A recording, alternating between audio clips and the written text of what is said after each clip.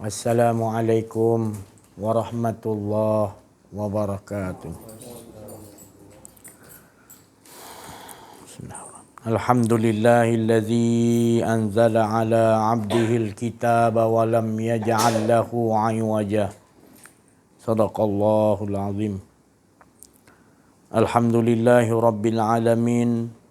Al-muqasyafa ghaibu lil fuqara ila siratin mustaqim. Alhamdulillahi rabbil alamin. Bisyafa'atin Nabi Muhammadin Mustafa Rasulullah sallallahu alaihi wasallam wa ila arwahi abina wa ummahatina wa ma'awa wa ila syairin malaikati muqarrabin wal ghaib. Al-Fatihah. A'udzu billahi minasyaitonir rajim. Bismillahirrahmanirrahim. Alhamdulillahi rabbil alamin. Ar-Rahmanir Rahim. Maliki yaumiddin. Iyyaka na'budu wa iyyaka nasta'in. Ihdinas siratal mustaqim. Siratal ladzina an'amta 'alaihim ghairil maghdubi 'alaihim waladdallin. Amin. Alhamdulillah.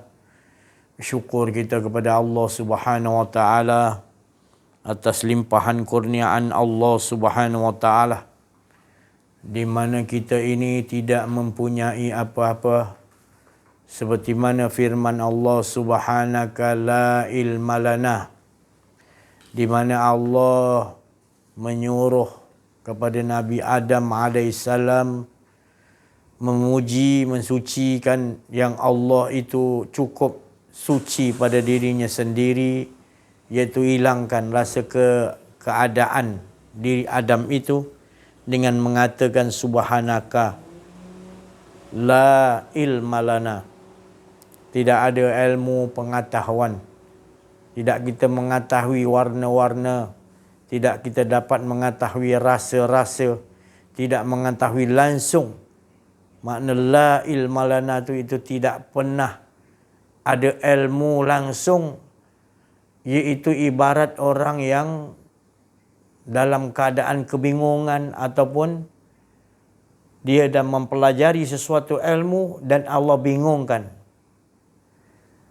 Maka la ilma lana itu makna kita bingungkan balik segala apa ilmu yang ada pada kita. Jadi Adam tu gitu. Bila ditanyai tadi segala sesuatu oleh malaikat, maka barulah dia dapat menyebutnya. Bila ditanyai bagaimana, sebenarnya subhanaka, maha suci Allah, aku tidak mempunyai apa-apa kesucian Allah, maka la ilma lana, tidak ada sesuatu ilmu padaku. Itu tadi. Bukan kita mengatakan kita yang pandai warna ni, kita yang pandai keadaan ni, kita yang tahu menyusun keadaan ni, kita yang tahu bagaimana nak mengolah-olahkan. Kita sering bila dah beri pengetahuan, kita lupa yang kita ni la ilma lana. Kita membaca ni tapi kita tidak dapat mendudukkan maqam tu, iaitu kita tetap tidak mempunyai ilmu. Seperti mana Adam bukan sekadar cakap, memahami dah. Dan sentiasa Allah downloadkan pada dirinya, dia rasakan Allah lah yang illa ma'alam tanah. Jadi kita mulai dengan memahami maqam ni tadi. Bukan sekadar kita berkata-kata dengan sedapnya subhanaka la ilma lana illa ma'alam tanah, sedangkan kekufuran, kesyirikan, merasakan ada ilmu tu lagi di dada, di pengetahuan kita. Ini yang banyak di antara kita yang pandai, yang banyak ilmu, PhD tinggi, banyak yang kecundang di sini.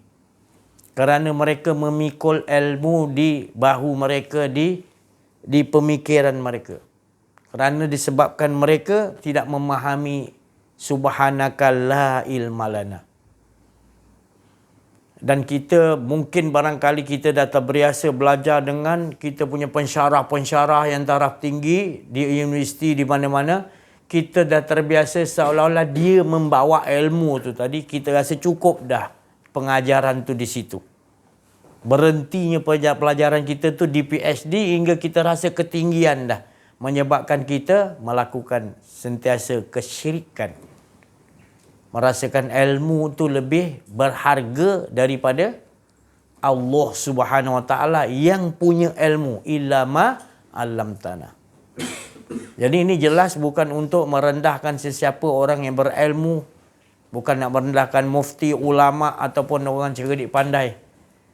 Tetapi kalau orang yang sebenar-benar pandai, seperti mana Rasulullah sallallahu alaihi wasallam, manusia yang paling pandai, yang paling berpengetahuan, seluruh pengetahuan berasal daripada Rasulullah sallallahu alaihi wasallam, maka tetap juga mengatakan kepada Allah, ya Allah, jangan biarkan aku mengurusi diriku sendiri walau sesaat. Jangan kau biarkan aku menempa diriku sendiri walau sekelip mata. Jelas. Penduduk-penduduk kafir yang cerdik pandai, pemuda-pemuda yang pakar dalam bidang masing-masing, 7 orang pemuda. Bila nak masuk ke dalam gua Allah untuk berlindung, Allah suruh bacakan doa idza awal fityatu ilal kahfi faqalu rabbana atina min ladunka rahmatan wa hayyi lana min amrina rasyada. 100% diserahkan dirinya, bukan pengetahuan je. Serahkan betul-betul kepada Allah. Jadi hidup kita ni gitu. Belajarlah banyak mana. Belajarlah. Ilmu Allah takkan habis. Air lautan jadikan dakwat. Untuk ditulis kalam-kalam kalimat-kalimat Rabbi Tuhan. Kering dan ditambah lagi. Air lautan untuk jadikan dakwat.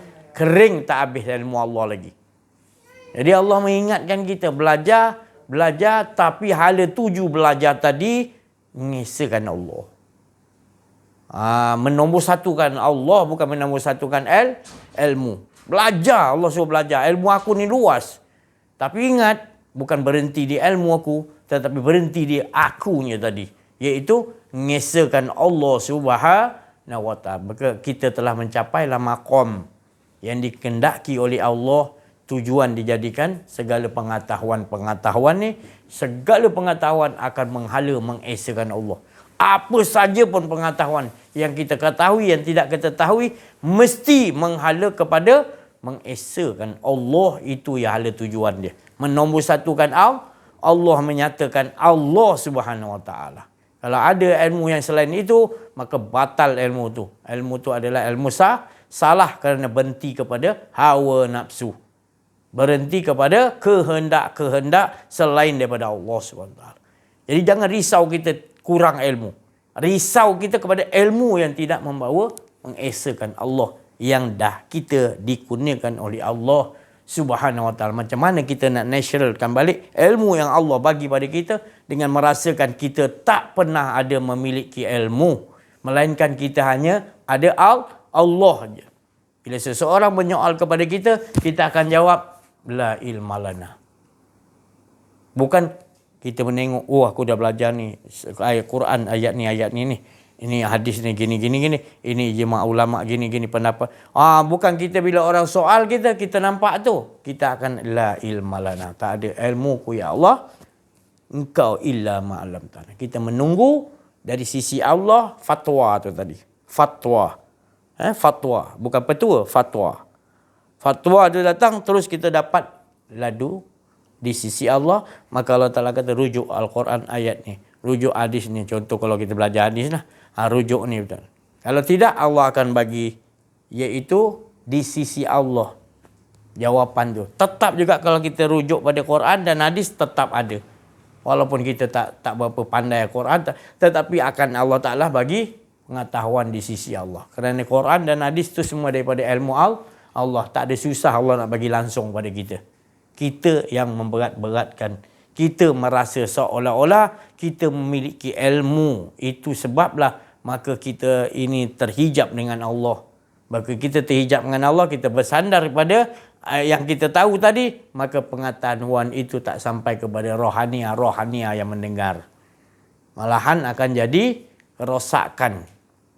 Sebab Allah nak memberitahu wala yadzidu zalimina illa Quran, ilmu Allah Ta'ala yang maha hebat, Al-Quran tidak akan memberikan bermanfaat, malahan kerugian kepada orang yang menzalimi. Apa zalim? Merasa akuan diri. Ingat ni betul-betul. Maka itulah kita ini menjadi umat Islam yang lemah. Sebab baca Quran banyak bukan tak boleh. Fahami betul-betul, jangan salah faham pula.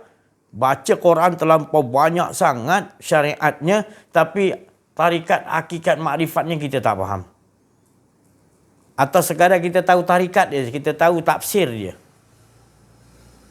Apa pun orang baca 30 juzuk dalam Al-Quran, kita tahu nak tafsirkan. Tapi kita tidak tahu hakikatkan di mana letaknya ayat-ayat itu pada dalam diri kita supaya kita makomkan.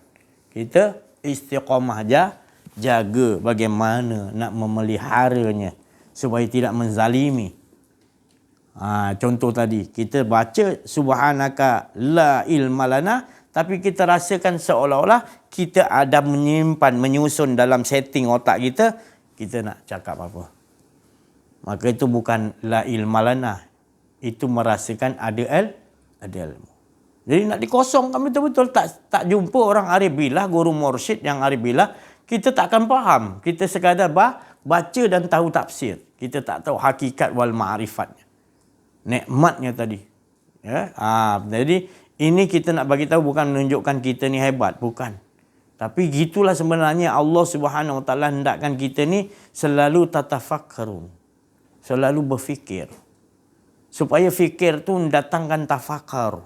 Tafakaru tu mendatangkan nampak. Tafakaru penghabisan, tafakaru azim, tafakaru yang paling tinggi kata Allah adalah tafakaru kita dah tak nampak segala sesuatu dah.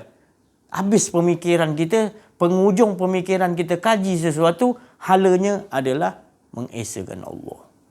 Segala sesuatu yang Allah jadikan di langit, di bumi, pergantian siang malam, semuanya menyatakan keesaan Allah. Itu tafakaru paling tinggi hingga menyebabkan dia berdiri, duduk, baring, apa keadaan pun dia akan melihat, iaitu Allah lah dahulu. Buta dia dah tak nampak yang sekalian alam yang Allah jadikan, matahari, bulan, bin. Dia pandang juga matahari tapi dia nampak pencipta matahari.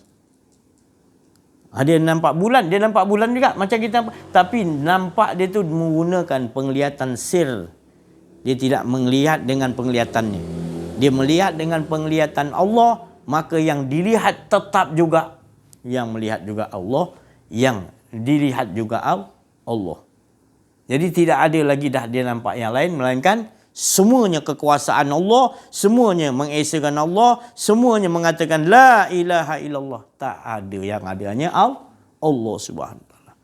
Tengok sudu, dia tengok ni. Ada satu makam guru tarikat tu, dia ajar anak murid dia sampai kepada Allah, maka dia nampak semua berzikir la ilaha illallah, la ilaha illallah. Bumi semua dia sehingga dia takut nak. Semua mengucapkan la ilaha, tak ada, aku tak ada, la ilaha. Punya dah sampai makam apabila dia dah diijabahkan oleh Allah, maka diperkenankan oleh Allah, maka Allah menjazbah, menyentap keakuan dirinya, maka dia tak nampak lain dah. Itu bukan boleh dapat daripada makhluk. Itu langsung daripada sisi Allah. Allah berkenan, Allah berkenan, rahmat Allah bagi. Siapa yang dapat, maka pergilah kepada orang tu. Pergilah kepada orang tu, maka engkau telah mendapat Allah Ta'ala. Kerana orang ni dah dijazbah, dah dihilangkan rasa akuan dirinya. Maka banyak orang fitnah dia seperti Rasulullah SAW. Difitnah, dia macam nak dibunuh, nak disihir, macam-macam. Tapi tetap dia orang ni nampak itu semua cerita-cerita, kisah-kisah Allah. Dia tak ada marah pun. Dia kata, malahan dia doakan balik, ya Allah, dia tak faham jangan apa-apa kan dia, ya Allah. Ya, bagilah rahmat di sisimu. Bagi dia sedar, bagi dia petunjuk, ya Allah. Dia tak tahu. Malahan dia pujuk Allah Ta'ala lagi. Kemudian dia doakan kebaikan. Padahal orang tu nak bunuh dia. Orang tu sihir dia. Orang tu mengata dia hari-hari. Rancang nak buat macam-macam. Untuk rosakkan dia. Supaya berhenti daripada buat kerja ni. Tetapi dia terus juga berdoa, ya Allah, dia tak tahu, ya Allah. Dia hari-hari dia doa, bagilah hidayah. Kalau engkau bagi dia hidayah, ya Allah, engkau bagi dia rahmat, bagi dia sedar, engkau lebih bijaksana, ya Allah. Dia pujuk Allah Ta'ala. Itu hamba Allah SWT tu je. Hamba yang bila hamba tu cakap kun, maka fayakun. Ini golongan-golongan yang agak sekarang ini agak payah kita nak jumpai. Sebab mereka ni makin lama makin bersembunyi. Sebab manusia-manusia ni, banyak manusia-manusia topeng di luar ni. Di luar kita ni banyak manusia topeng. Topeng yang paling bahaya adalah topeng munafikin. Iaitu orang Islam. Orang Islam dia ulama, dia gunakan dia punya ayat Quran, dia punya hadis.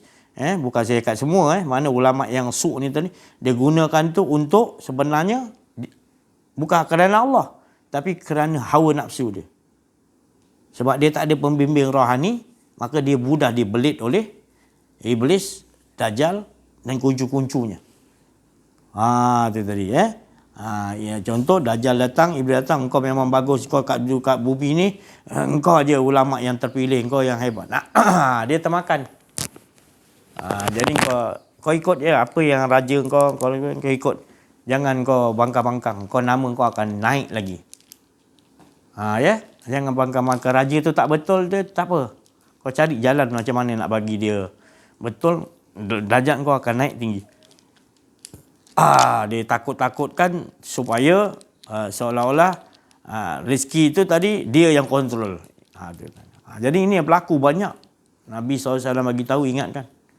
Pasal apa? Ini yang jadi masalah sekarang. Rasulullah bagi tahu pada Sayyidina Ali, masalah umatku nanti akan datang yang banyak rosak sebab ulama yang su' ni. Banyak ulama su' ni sekarang ni, mereka ni beramal banyak. Beramal banyak, tak boleh challenge dia. Memang ulama. Kan? Lepas tu ilmu dia, PhD dia berapa, Yaman dia, banyak PhD dia. Madinah, Makkah. Terkenal betul. Ulama. Tapi Rasulullah SAW kata, kalau Dajjal tu ngeri, takut aku fitnah dia tadi, kan? Banyak umat tu kena, tapi aku ngeri lagi ulama yang su' ni tadi. Ingat apa Rasulullah SAW saja-saja nak ingatkan kita. Rasulullah tu sayang kepada kita. Sebab apa? Ulama-ulama yang al-ulama warasatul anbiya tu tadi dah tenggelam disebabkan terlalu banyak ulama-ulama su'. Jadi kita pun tak tahu nak pilih dah.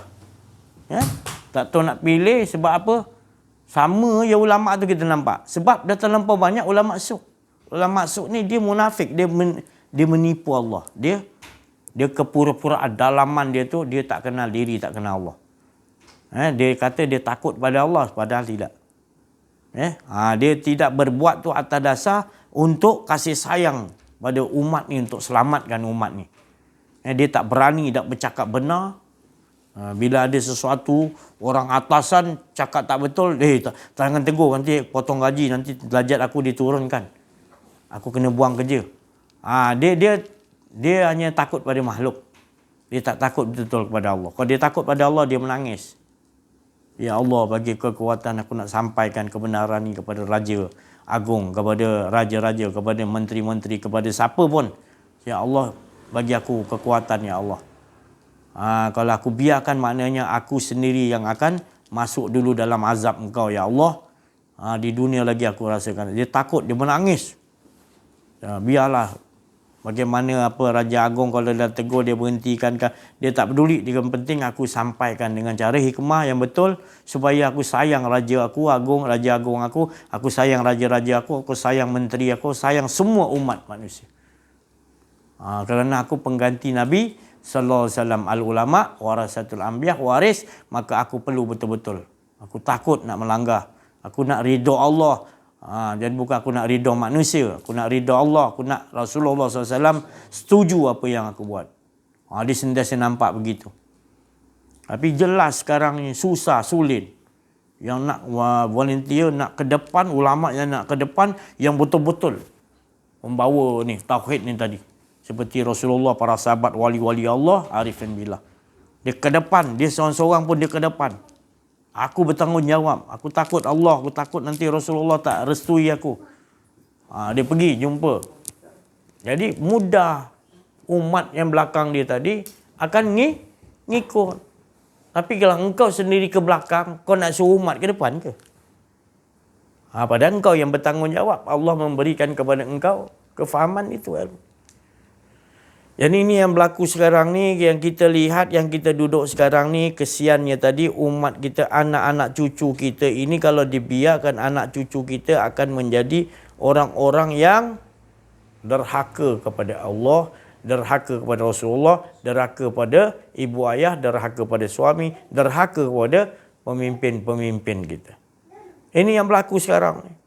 Manusia sekarang diajarkan untuk apa? Sekarang ni makan, minum, keuangan, itu yang dinombor satukan. Bila kamu dah menombor satukan selain daripada Allah, kamu didik anak-anak kamu itu kepada yang menombor satukan makhluk selain daripada Allah, maka tunggulah azabnya nanti. Ini jelas. Sepatutnya kita mencorak anak-anak kita bila baru lahir, kita corak dengan cara kita mengajar dia kenal kepada Allah, kenal dirinya dan dia mengesahkan Allah 24 jam setelah dia nanti dia akil balik. Tetapi ini jelas sekarang ibu bapa pun sendiri kan, dia telah menjadi tuan, maknanya anaknya menjadi tuan kepada ibu ayah. Sebab apa? Sebab kita tengok jelas mereka ini semua membiarkan jejak-jejak langkah mereka, membiarkan keadaan-keadaan mereka itu terus menerus. Atas. Tuan, atas. Ustaz duduk atas. Ustaz duduk bawah, dia duduk bawah. Atas. Jadi alhamdulillah, bersyukur kita kepada Allah Subhanahu Wa Taala. Banyak-banyak kita bersyukur kerana kita terpilih untuk kita sekurang-kurangnya kita mengiyakan ilmu yang ni tadi. Ilmu mengenal diri, mengenal Allah ni kita mengiyakan. Kerana ilmu ini dianggap terlalu asing. Ataupun seolah-olah saya bukan nak menghina mana-mana jabatan agama di Malaysia ni, tetapi ia tidak mengeluarkan silver pelajaran yang nak mengatakan bahawa ini ada dalam silver pelajaran kita. Pelajaran undang-undang maknanya Kementerian Pelajaran Malaysia ataupun daripada Jabatan Agama Islam mana-mana tak ada mengeluarkan ilmu untuk mengenal diri, mengenal Allah. Bila tak ada pelajaran ilmu mengenal diri, mengenal Allah ni, maka ilmu ni dianggap asing. Bila kita mohon nak minta tauliah, di dalam ni tak ada punya rosaknya. Sebab ini yang paling penting, ilmu mengenal diri, mengenal Allah ni. Bila anak kita lahir, dah disuruh aja. Mak bapak dia corak. Nak kena corak apa? Yahudi ke, Majusi ke, Nasrani ataupun Islam. Islam tu harus ajar anak tu, iaitu mengenal diri, mengenal Allah. Sepatutnya kita kena arahkan situ, mak bapak. Tapi mak bapak sendiri sekarang pun dah hala tujunya adalah keduniaan. Banyak dah. Jadi bagaimana kita? Sebab pemimpin-pemimpin kita menghidangkan harta, menghidangkan bantuan-bantuan duit.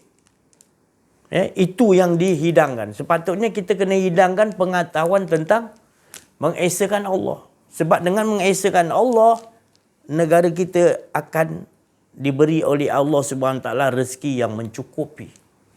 Tapi kalau kamu dah ajar rakyat kamu dengan sesuatu yang selain daripada Allah, dan pemimpin kita terbiasa beri, bukan saya cakap tak bagus, tapi jadi manusia, jadi rakyat tu tadi dia dah dididik dengan upah. Dididik dengan upah, bukan dididik dengan ikhlas mengesahkan Allah. Ini yang berlaku sekarang. Jadi kita lihat sekarang anak-anak cucu kita kesian tengok. Kalau kita tanya tadi Allah SWT tu kan, mereka ni seolah tunggu dalam kubur dulu. Seolah-olah mentality setting mereka dalam kubur nanti bawa aku di soal man rabbuka. Dia tidak, ini jasad kita ni kubur tanah. Jiwa kita di dalam harus kita mengenal Allah seketika di sini. Maksudnya Rasulullah tu untuk kita bersiap sebelum masuk dalam kubur. Dan kita tidak, mentaliti kita tak faham. Kita rasa dalam kubur nanti baru. Di sini sekarang kita tak mau kenal dia Allah. Siapa yang datangkan kita duduk di sini? Siapa yang berikan kita ini untuk sampai di sini? Oh, kereta tak? Kalau Allah kata tak berkehendak kamu datang sini, sebelah rumah tak sampai. Ada kereta Lamborghini, ada Mercedes, ada macam, tak sampai sini. Tapi bila Allah menghendaki, Allah sampaikan kita untuk duduk dalam majlis yang Allah Subhanahu Wa Taala menyuruh malaikatnya dan juga roh-roh suci, para nabi, para rasul, para wali-wali Allah duduk bersama dengan kita. Sebab apa? Dalam majlis kita tak ada lain yang kita nak. Bukan ada projek 100,000, 100 juta. Kita nak dapatkan ni, dapat gadis ni, dapat jodoh ni, dapat perempuan ni, dapat ni. Tak ada langsung. Tak ada pun calon-calon yang kita nak perempuan nak untuk dikahwini, untuk kita bercakap ni, tak ada. Daripada dulu sampai, tak ada langsung. Jadi jangan ada persangkaan-persangkaan yang kata tadi merugikan. Bukan merugikan saya tetap gitu juga. Saya mau Allah 24 jam. Saya tak mau yang lain. Kalau yang lain tu datang, itu urusan dia, bukan urusan saya. Saya tidak berkeadaan gitu. Keadaan tu pahit. Keadaan yang manis ini adalah betul-betul merasakan Allah Subhanahu Wa Taala. Saya bawa dalam kehidupan saya bukan cakap, saya bawa. Jadi kalau ada orang yang mengatakan gitu, Rasulullah pun kena juga. Dengan perempuan, dengan disihir, dengan nak dibunuh, macam-macam lagi. Kita ni sikit aja, iyakan aja lah. Kan? Iyakan aja. Maknanya, orang Melaka kata buat bodoh je. Buat bodoh je lah. Sebab dunia ni kalau kita layan, kan lagi biol kita. Jangan kita bersedih dengan kebodohan dia. Kita dah jelas tak mau faham, sudah. Kita jangan duka cita. Muhammad, jangan kau duka cita jadi kau macam monyok disebabkan dia punya perangai. Kau dah bagi tahu, kau steady je macam biasa. Biasakan Allah terus. Sebab kalau kita layan orang-orang macam ni yang tak mau faham, kita jelaskan, dia dah bawa dia punya kecemburuan, dia bawa dia punya rasa ego dia. Dia rasa memiliki itu tadi. Itu maka tu tadi. Kita menghadapi manusia-manusia yang begini. Yang mentaliti dia begitu. Jadi kalau kita layan nanti lagi dia nak nunjukkan lagi tadi. Tu. Jadi kita lebih baik kita hidup dalam keadaan kasih sayang. Bahagia. Kasih sayang ni tak ada beban sebenarnya. Tapi dah mula persangkaan buruk, mula tak mempercayai, mulalah itu punca akan jadi pecah belah. Kalau negara, hancur negara. Kalau rumah tangga, hancur rumah tangga. Sebab yang seorang ni tadi betul jalan dia, dan seorang lagi tak faham. Itu tadi. Jadi kita nak jelaskan ni supaya kita hidup dalam kasih sayang lah. Bila kasih sayang, Allah akan buka lagi pintu kasih sayang. Tambah nikmat. Tapi kalau kita tak hidupkan kasih sayang aja, habis kita. Kita akan nampak tu salah, ni salah. Malahan salah tu diperbesarkan. Tapi kalau kita hidup kasih sayang, dia. Rasulullah sallallahu alaihi wasallam dah menunjukkan rasa kasih sayang yang tinggi. Kerana akhlak Nabi Muhammad sallallahu alaihi wasallam tu adalah akhlak yang karimah, akhlak yang khuluqin azim, yang tak ada siapa yang didik akhlak Nabi melainkan Nabi Muhammad sallallahu alaihi wasallam ketika dia dilahirkan tanpa ayah, lalu umurnya 7 tahun, ibunya Fatimah Aminah meninggal. Lalu berebut-rebut makhluk Allah yang suci, malaikat-malaikat, bidadari-bidadari di langit ingin membela, mendidik Rasulullah. Tetapi Allah Subhanahu Wa Taala mengatakan, aku yang tahu mendidik kekasihku. Jadi Rasulullah SAW dididik oleh Allah Subhanahu. Kita beruntung dapat Nabi kita dididik akhlaknya oleh Allah Subhanahu Wa Taala. Kesabaran Rasulullah, kesabaran Allah Subhanahu Wa Taala. Jadi kita melihat apa pun perilaku Nabi itu adalah hak Allah. Semuanya Allah 100% download, Allah Ta'ala downloadkan. Diri Allah Ta'ala tu maknanya Allah downloadkan. Maknanya crown Nabi Allah Ta'ala tu ibaratnya dia bagi pada Nabi Muhammad sallallahu alaihi wasallam. Dia baling batu, difitnah, nak dibunuh macam-macam. Tapi tetap juga, ya Allah jangan apa-apakan dia. Dia hamba Engkau, kalau Engkau ampunkan, Kau bagi kesadaran, Engkau bijaksana ya Allah. Itu akhlak siapa tu? Sifat sabar siapa tu? Sifat sabar Allah melihatkan kita ni tadi. Macam-macam Allah bagi. Tak cukup-cukup juga yang tak cukup. Yang tak ada yang kita fikirkan. Mencari hal-hal orang yang tak sepatutnya. Tu tadi. Ini yang berlaku dalam kehidupan kita. Allah Maha Sabar. Biarkan lagi kita. Dia bagi lagi kita rezeki. Dia bagi lagi kita keselamatan. Dia bagi kita kesadaran lagi. Sabar Allah Ta'ala. Tu. Dia bagi kita rasa cemburu. Sebab apa dia bagi rasa cemburu? Sebab apa kita telah membuat Allah Ta'ala cemburu? Allah tu hari-hari 24 jam bagi nikmat, bagi macam-macam. Engkau berpaling kepada Allah ibaratnya. Engkau lebih nampak yang lain. 30 tahun ibaratnya Allah bagi macam-macam. Tak ada orang yang boleh bagi nikmat hidup, nikmat iman, macam-macam nikmat makan, minum. Tiba-tiba ada satu orang kaya ataupun raja yang baik dengan kau. Dia bagi kau pula macam-macam. Engkau dah berpaling kepada Allah. Itu tadi. Jadi Allah tak cemburu ke? Allah cemburu. Tapi cemburu Allah tadi, cemburu yang nak mendatangkan supaya hambanya sedar. Bukan cemburu buta. Cemburu buta, tentu orang tuduh sana, tuduh sini. Kan? Tak apa benda dah dia. Kita tak faham lah. Tak apa benda dah kita. Kita dah lunyai lah. Kita dah cakap macam-macam cara dah. Kan? Tak mahu dia faham. Cemburu buta juga dia dah apa. Itu tadi. Jadi ini yang berlaku dalam kehidupan kita. Kita lihat apa sebab terjadi gitu, kita tengok dalam diri kita. Sebab apa orang buat gitu? Sebab kita berpaling pada Allah. Maka Allah akan buat kita cemburu pada orang lain. Sebabkan Allah nak sedarkan kita. Begitulah kau buat dengan Allah. Itu tanda Allah Ta'ala sayang. Jangan kau buat lagi. Nabi Ibrahim AS tak dapat anak. Bayangkan tak dapat anak lama. Tiba-tiba dia berdoa pada Allah, dapat anak. Sayang betul dengan anak dia. Tapi terlebih sayang tu tadi sampai dah tahap over dah. Maka tu Allah tak nak biarkan sebab takut Nabi Ibrahim lagi jauh dia punya kasih sayang tu lagi kuat kepada anak tadi. Maka dia suruh sembelih. Bukan saja je. Zalim Allah Ta'ala ni dah bagi anak suruh sembelih. Itu pemikiran iblis. Pemikiran batil. Kita kena sangkaan baik dengan Allah. Kenapa dia buat macam tu? Segi sudut macam mana yang kita kena kaji. Allah tu sayang, bukan Allah tu benci kau. Dah bagi anak minta, dia suruh sembelih. Bukan. Dia nak tengok hati kau dengan Allah. Bila hati kau dengan Allah, semua kau boleh dapat. Tapi bila hati kau dengan makhluk, engkau paling rugi. Allah tak dapat. Bila Allah tak dapat, yang lain pun tak ada makna. Jadi di situ keadaan dia. Nabi Ibrahim lulus. Lulus pasal dia tahu ini teguran Allah.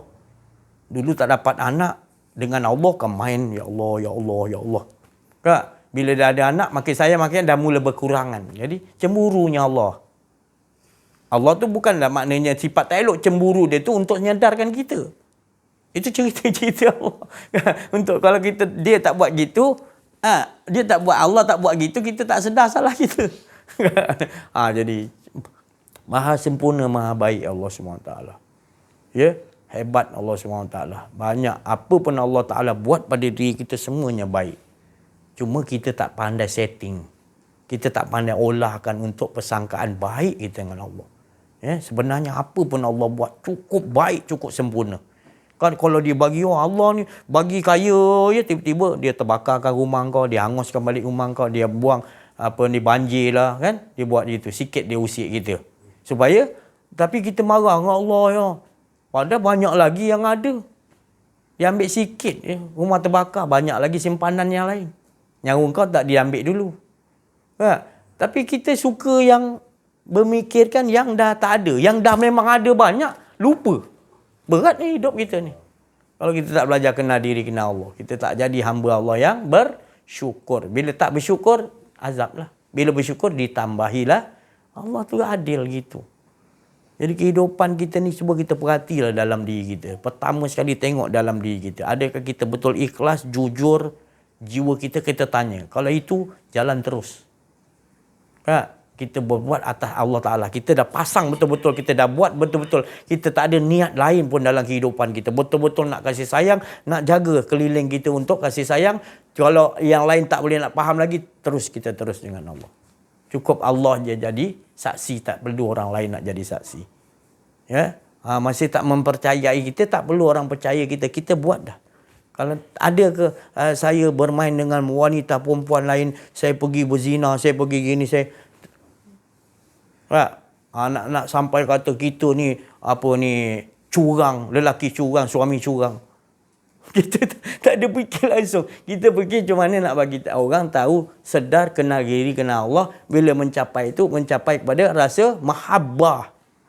Jadi seorang tu bila dah sampai tahap mahabbah, dia kenal diri, kenal Allah, dia bila dia mengaji dengan satu guru mursyid tu tadi, tahap mahabbah dia tinggi, tandanya apa? Kecintaan dia kepada mursyidnya.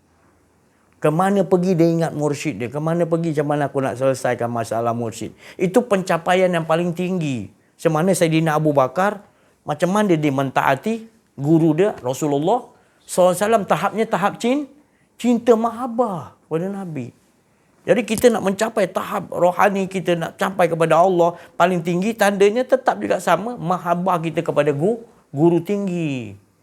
Dan bila dah mahabbah dengan tinggi dengan guru pula, dah orang lain pula fitnah pula. Ni ada apa-apa dengan guru ni? Kacau betul. Kacau betul lah kan. Tak faham lagi lah. Kan? Guru tu nak bawa mahabbah supaya dapat kepada Allah. Cik Rasulullah mahabbah, kita mahabbah pada Rasulullah. Rasulullah nak bawa kepada apa? Allah, betul? Itu cara dia. Mana ada cara lain? Tadi tuduhnya. Ya Allah. La ilaha illallah. Jadi tu biasalah. Nabi-nabi lagi teruk dituduh. Difitnah. Jadi saya cakap ni nak ngelakkan, jangan berlaku gitu supaya tidak timbul rasa kerugian. Rugi besar kita menyangka yang bukan-bukan tanpa kita selidik, tanpa kita mengetahuinya. Kita ikut apa orang tu cakap, kita tak dengar lagi sebelah pihak yang lain. Kan? Apa hukumnya gitu? Tak, jangan kita mempermain-mainkan. Pasal orang yang jalan lurus ni dia tak akan berganjak. Dia tak akan berganjak. Dia tetap, kalau anak murid dia dah sampai mahabbah tinggi, dia akan keluarkan rasa mahabbah tu tadi. Bukan untuk dia, untuk dibawa kepada Allah. Dia punya penceritaan tu pun cerita mahabbah. Jalaluddin Arumi pun, kalau kau tak mencapai darjat cinta kepada guru, dia kata, kamu tak akan mencapai kepada Allah. Seperti mana sahabat kalau tak cinta pada Nabi, dia tak akan dapat mahabbah kepada Allah. Sebab Allah jelas mengatakan, Qul in kuntum tuhibuna Allah fattabi'uni yuhibbukumullah. Barang siapa ingin dicintai aku, kata Allah, ikuti kekasihku. Kan? Allah tak lagi ikuti sampai kita cinta dia, baru boleh kita ikut. Saya cerita dulu Michael Jackson, kalau kita dah minat kat dia, malah rantai dia dengan dia punya topi dia semua kita beli lah. Buat rambut pintal-pintal, sanggup tu. Berapa hari biar busuk pun tak apalah. Janji berpintal-pintal. Michael Jackson nak datang Malaysia, KLIA kan, kita dah tunggu dulu dah ke situ. Dia belum bertolak lagi daripada mereka. Kita dah tunggu dah. Ramai peminat dia tunggu. Kita pun jalan ke belakang macam Michael Jackson ni, semua bidet kan. Tiba-tiba orang kata, Michael Jackson dah sampai lah. Jadi tu kerana kita punya lakonan untuk apa? Tak? Cinta betul kita dengan Michael Jackson. Kalau tak cinta, takkanlah kita nak buat jalan dia sama. Pusing dia dengan tarik topi. Kita joget itu. Seronok orang kata. Diorang pun, Michael Jackson dah sampai dah. Belum lah dia. Tu siapa tu? Sama lah. Sama. Jadi kita nak ikut sama macam Nabi Muhammad sallallahu alaihi wasallam. Itu kita maknanya kita duduk sini tak ada lain. Janganlah buat cara yang tak Nabi buat. Kita kul in kuntum tuhibuna, akhlak Nabi Muhammad SAW itu ada pada al-ulama warasatul anbiya. Yang betul lah, bukan ulama ni ada dua kata Nabi. Ulama yang aku paling takut, lagi takut daripada Dajjal pun ada. Nabi begitu. Tapi yang dimaksudkan Nabi al-ulama, waris aku. Akhlak, mewarisi akhlak mulia aku, iaitu kenal diri, kenal Allah. Tak ada rasa akuan diri. Betul-betul kerana lillahi ta'ala. Tak boleh orang fitnah macam mana, dia tetap lillahi ta'ala. Yang fitnah tu yang rugi. Dia tetap doakan, ya Allah jangan apa-apa kan. Kerana dia tak tahu, ya Allah. Bagi dia petunjuk hidayah. Dia tetap perjalanan hidup dia ikut jejak langkah. Engkau buat pun macam mana dengan dia. Dia tak berganjak, dia terus juga doakan kau doakan dia. Tak elok, lagi dia doakan kau elok. Jadi sebabkan kau buat tak elok kat dia, dia doakan kau dapat hidayah. Kau buatlah banyak-banyak tak elok kat dia. Itu tadi. Jadi dia tak ada. Aku diutus oleh Allah, kata Nabi SAW, untuk apa? Untuk memberi rahmatan lil alamin. Rahmat kepada sekian alam. Jadi kita nak buat ikut jejak langkah Nabi SAW. Bila kita dah dibagi oleh Allah SWT pengenalan dari sisi Allah, baru kita tahu manisnya tiada pahit. Bila kita betul-betul rasakan ikhlas, kita mengesakan Allah, membesarkan Allah, mengagungkan, manis. Yang lain tak manis, mengapa kita nak tukar tajuk? Tak? Kita dah talak 3 dunia ni dah. Perempuan ke, harta benda ke, kita dah tolak tepi lah. Tak yakin lagi ke, tak apa lagi ke. Padahal kau dah berkehidupan, dah tengok sendiri dah. Kalau kau tak yakin lagi, itu yang jelas-jelas batil benda. Itu. Ini kita tak ada dalam pemikiran kita nak ke situ. Kita betul-betul nak bawa dia. Nak bawa dia supaya dia dapat mengesahkan Allah. Dengan jalan cinta. Kerana agama yang Nabi bawa ada agama cinta. Maka kita harus cinta dulu pada Nabi, baru Nabi bawa. Baru Allah Ta'ala kata, kau dah ikut dia, maka aku akan cinta pada kau. Tak ada jalan lain lagi. Jadi gitu juga pewaris Nabi, al-ulama, waris. Dia akan bawa anak-anak murid dia, pelajar-pelajar dia, salik-salik dia ke arah cinta kepada dia. Dia baru akan dibawa. Kalau terus nanti kamu tak faham. Mesti ada contoh. Nabi SAW sendiri bagi tahu. Pembimbing rohani itu ada di zaman masing-masing. Cari supaya kita tidak tersesat. Kerana pembimbing rohani akan memberikan kita faham bagaimana kita nak berakhlak dengan Allah. Kalau guru-guru lain dia ajar tajwid, ajar fiqh, ajar apa ni, bidang-bidang masing-masing. Tapi ini Rasulullah kata jangan sampai tak jumpa. Kalau tak jumpa, mati kita, tak jumpa pembimbing rohani yang nak bawa kita kenal kepada Allah, maka mati kita seperti kafir jahili. Ya, na'udzubillah. Ini bukan saya cerita nak melobi-lobi, tapi inilah keberuntungan bila kita dapat Nabi kita, Nabi Muhammad SAW, diutus untuk memberi rahmatan lil rahmat kepada dia. Tak ada langsung rasa 24 jam hingga Rasulullah wafat dia pun memberi rahmatan, syafaat juga. Hidup dan mati pun memberi syafaat. Masih ada syafaat Nabi. Masih ada lagi. Siapa dia? Pengganti-pengganti dia lah. Pembimbing rohani, al-ulama warasatul. Cari yang betul-betul. Jangan kita cari ulama su pula. Kena jam banyak ulama su.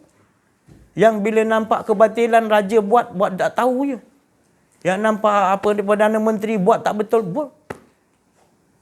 Agama Perdana Menteri kita boleh campur apa ni. Tak kira rosak akidah kita ni sebagai orang mufti ulama kita biarkan. Tak ada ulama-ulama nak kumpul macam mana kita nak perbetulkan, nak cari jalan untuk supaya nanti lahir masyarakat kita, orang terutama orang Melayu, dididik dengan tauhid, mengenal diri, mengenal Allah. Tak ada ke nak pakat-pakat nak. Kenapa jadi begini?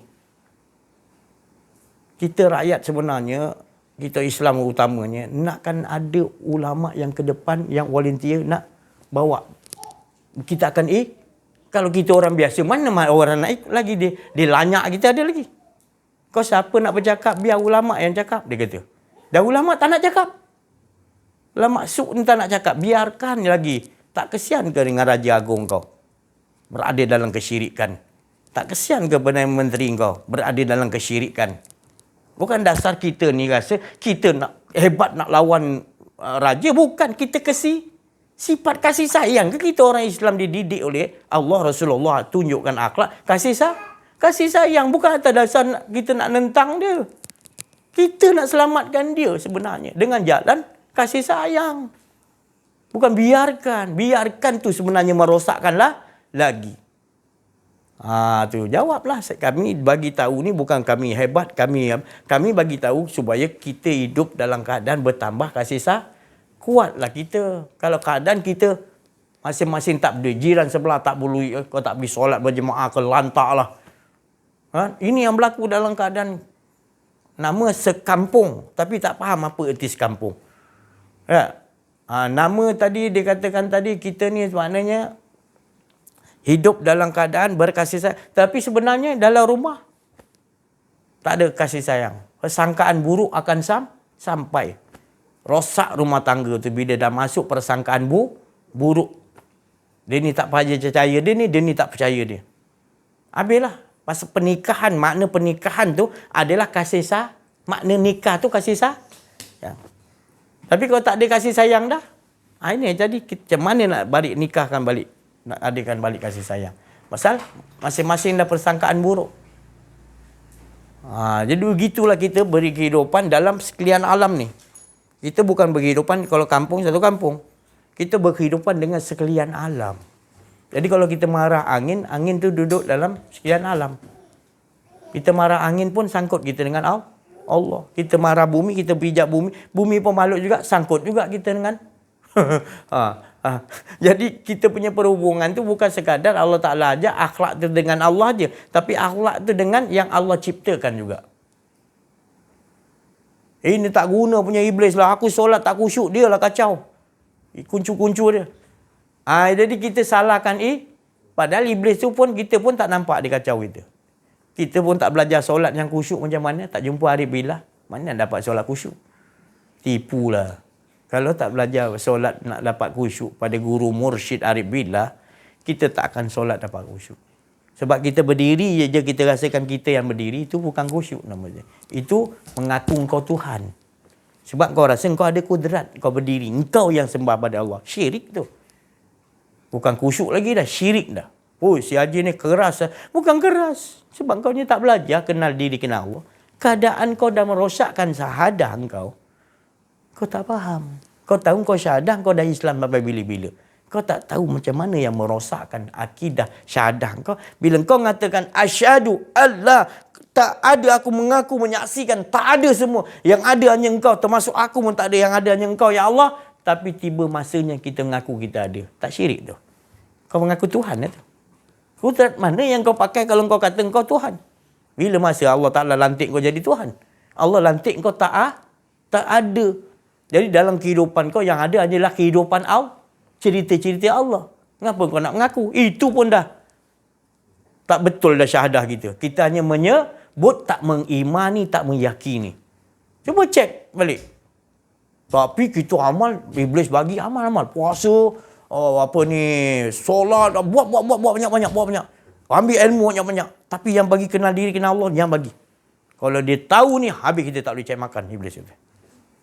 Tapi kita biarkan kita bagi makan. Dimakan iblis. Kita tak sedar kita bagi makan dia. Imam Ghazali, kan? Dia bangkitkan balik kesadaran Islam. Dia belajar dengan guru mursyid Arif Billah. Dia pecahkan bagaimana dikatakan tadi setan akan turut makan, iblis akan turut makan dalam diri kita punya setan. Kita bela setan, kita bela iblis dalam diri kita. Apabila kita makan sesuatu, kita tak mengingat kepada Allah. Yang rezeki itu daripada Allah.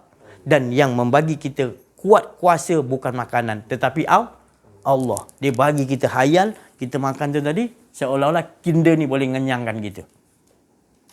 Kita tak nampak sebenarnya hala tujuannya kita makan untuk dapat cahaya iman, untuk mengesahkan Allah kudrat tu tadi. Yang bagi siapa? Rahsia makanan tu adalah rahsia, iaitu di sebalik itu ada cahaya iman dalam makanan dan minuman tu tadi. Jadi banyak benda kalau kita tak belajar kenal diri, kenal Allah, banyak benda yang kita dah derhaka kepada Allah, dah buat kesyirikan kepada Allah, tiap-tiap hari berpuluh kali kita buat tak ada detect orang kata. Kereta kita manual lah. Bateri out pun kita tak terasa out. Nak dekat out. Tapi kalau automatic dia bagi tahu. Dia merah kan? Dia. Jadi tu belajar mengenal diri, mengenal Allah, dia akan detect bagi tahu dulu kau dah ada akuan diri ni. Dia tanda kan. Tapi kalau manual kita tak belajar. Tahu-tahu je mati je. Bateri habis. Tak bagi tanda. Itu pun kita tak sedar. Lanyak lagi. Inilah kehidupan kita. Kita perlukan pembimbing rohani dulu. Sebab mak bapak zaman sekarang adalah mak bapak yang derhaka kepada anak. Dan anak tu eloknya dibunuh. Sekarang seolah-olah bukan saya suruh bunuh. Macam cerita Nabi dia dibunuh lah sekarang. Sebab dia besar nanti dia jadi tuan pada mak bapak. Rasulullah bagi tahu. Akan datang nanti anak jadi tuan kepada mak bapak. Akan datang nanti. Zaman kita ni tengok banyak anak dah kaya jadi doktor apa semua, dia campak-campak duit dengan mak bapak. Mak bapak dia, Alah, abang ni nyusah lah, ambil duit ni lah. No, ya Allah. Engkau dah dididik jadi orang kaya, jadi doktor pakar. Lepas tu kau dah ada duit, minta maaf lah, bukan doktor kat sini. Kau bapak kau buat macam, oh ya Allah. Abang pergi belikan rokok, abang beli ni, abang ni, mak boleh buat ni, mak buat ni, mak kemas lah ni, mak ni. Dia dah kaya, dia bagi upah kepada mak dia je. Dia jadi raja tuan kepada mak. Betul sekarang ni. Derhaka, tak cium bau syurga. Ridha Allah, senyum Allah pada mak bapak kau tak senyum. Jangan harap kau masuk syurga. Sebab senyum Allah letak pada mak bapak. Tak faham lagi? Oh, rugi kau jadi anak, tak dapat peluang. Peluang ni nak bagi senyum Allah. Nak tengok senyum Allah, tengok mak bapak kau. Ini tak kau. Bagi duit juga. Bagi makan. Kau kaya, kau senang. Tapi kau buat mak bapak kau macam tuan. Apa ni, hamba abdi kau. Ini tidak. Masuk mak tak payah kemah, mak duduk diam je mak. Mak dah besarkan saya, mak duduk diam mak. Kita yang kemah mak. Panggil orang, mak jangan duduk. Mak relax mak, masa mak dah relax. Oh macam tu kan. Jarang anak 13 orang buat macam tu dengan mak ayah ada ke? Mak ayah boleh jaga 13 orang. Kencing berak kau, nyamuk siapa pun dia jaga kau. Kau sikit tengah malam tu dia jaga dulu. Dia jaga. Engkau boleh buat mak. Ya Allah, ni zaman kita ni hadapi, bukan saya cakap kosong. Nabi cakap tu ingat yang memang kita akan menghadapi keadaan yang gini. Ni bukan main-main. Cek satu kampung kita. Cek lah. Kalau berani cek lah. Kalau saya cakap ni bohong. Kalau Nabi cakap bohong. Betul. Kebanyakan dia buat mak bapak dia macam hamba. Dia tu anak jadi tuan. Nak balik-balik nak jumpa mak bapak aku sekuat hati akulah. Setahun sekali ke, 2 tahun sekali ke. Nak telefon, nak rasa syok, rindu dengan mak ayah pun tak ada. Kalau ada rasa rindu kan, mak, apa khabar mak? Dah makan mak? Alright mak Okey mak. InsyaAllah kita jumpa lagi mak. Sayang mak. Nak sebut sayang dengan mak pun takut. Ya Allah. Nak sebut sayang dengan mak pun takut. Nak cium mak pun rasa geli. Itu apa tu manusia jenis apa tu? Tak? Itu tadi. Jadi kita tengoklah, kita bakal ada anak-anak. Kalau kita tak buat dengan mak bapak kita, bakal nanti anak-anak kita akan buat kita begitu. Dia tak ada respectnya kita nanti. Bukan kita minta respect pada dia, tapi dia tu harus faham, menyuruh mentaati ibu dan ayah tu bukan mak ayah, tapi Allah. Disuruh mentaati tadi suami tu bukan suami, tetapi Allah yang suruh. Jangan kita rasa suami kita gini-gini paksa. Tak, Allah yang suruh. Tu tadi. Isteri tu tadi kalau suami tu minta kat kandang kuda pun, Rasulullah kata, bagi. Punya maksudnya tadi, janganlah cari kandang kuda pula. Maknanya maksud Allah Ta'ala tu, maksud Nabi tu, itu. Ketaatan tu tadi. Jangan ada persangkaan buruk. Saya mengalami sendiri pengalaman di mana saya jumpa manusia yang saya tak tahulah manusia jenis macam mana. Satu perempuan yang suami dia main perempuan, berjudi, nak balik. Anak 4-5 orang kecil-kecil. Tak ada bunyi hek, tak ada bunyi hok. Orang ni keturunan Nabi Syarifah. Itu saya respect keturunan Nabi ni masih menjaga. Bukan keturunan ni kita nak banggakan. Tapi pewatakan waris akhlak Nabi tu dalam darah dia tu. Disepak terajang isteri. Mabuk balik rumah. Tetap solat berdoa, ya Allah ampunkan suami aku. Bukan 5 tahun, 25 tahun. Itu tadi. Kalau kita kena macam ni, cari point lah, kita pergi Jabatan Agama Islam. Memang tolak lah punya. Dan tapi dia, hati dia kata, dia tak boleh buat begitu sebab kasih sayang dia tinggi. Dia fikirkan masih lagi ada sikit suami dia ada bagi buat kebaikan. Sikit ada suami dia beli beras, suami dia ada. Dia ingatkan tu. Ada lagi satu syarifah yang saya telisik pula tengok. Ya Allah, penagih dadah. Biarkan anak-anak kecil tak bagi nafkah. Dia yang sendiri, dia tak cerita dengan orang pun. Tapi orang hina dia. Kata suami penagih dadah lah, kutuk dia. Lepaskanlah, ceraikan aja lah. Tak, dia tetap dia tak makan. Siapa pun dia tak makan, dia tetap suami aku. Biar aku mati dalam ketaat pada ya Allah. Saya jumpa sendiri. Kalau kau kata suami kau ni tak betul, aku jumpa lagi suami yang lebih teruk lagi. Tapi mengapa isteri tu boleh tahan? Apa masalah kau? Yang kau kata kau kena sikit tekanan kau boleh nak minta tolak pula. Itu isteri yang apa ni bagian isteri yang maknanya dia ni dalam hati dia kebencian pada suami itu meningkat dalam rumah tangga. Dia panggil nusyus kan? Nusyus. Makin lama makin dia timbulkan kebencian kepada suami. Itu nusyus. Kalau tak cepat dia bertindak meminta maaf kepada Allah, kalau dia mati Rasulullah tak nak solatkan. Rasulullah tak nak solatkan. Ini terjadi kepada Sayyidatina Fatimah, anak Rasulullah sendiri. Dia buat Rasulullah apa, saya tinggal makan, buat Rasulullah, Sayyidina Ali tersinggung sikit je. Sayyidina Ali macam rasa tersinggung dengan perkataan dia. Fatimah pun sedar dia dah tersinggungkan suami dia. Cepat dia tawaf pusing. Dekat nak masuk 70 kali, kenapa kau tawaf Fatimah? Tadi saya cakap tadi nampak muka abang berpaling tak suka. Saya minta maaf. Tak ada apa abang, maaf. Dia pun besoknya bila-bila dia mengadu pada ayahandanya Rasulullah. Rasulullah, aku tawaf pusing. Sayyidina Ali macam tersinggung. Aku pusing 70 kali. Masuk 70 kali, Sayyidina Ali kata, kenapa? Aku kata, kalau kau tak sempat Ali, maafkan. Kalau kau wafat, aku tak solatkan jenazah Fatimah. Kenapa Nabi cakap macam itu saja? Sebab masalah ni sekarang ni wanita akan terjadi begitu lebih teruk nanti. Sebab Rasulullah naik Isra wal Mi'raj, Rasulullah tengok sendiri kebanyakan yang masuk dalam neraka azab adalah golongan wanita yang dah kahwin. Padahal mudah dia nak masuk syurga tu pun, taat ada suami. Ya, sabar. Suami tu mikirkan macam-macam lah. Nak cari nafkah anak, nak cari ni, nak cari itu. Dia tak ada cerita pun dengan kau. Aku ni semiaga teruk lah. Tak ada. Dia akan anak-anak nak apa, dia pendam, dia cari tu. Tak? Engkau tuduh dia apa ni, gini. Jadi kita ni hidup ni biar memikir, jangan ikut melayani hawa nafsu lah.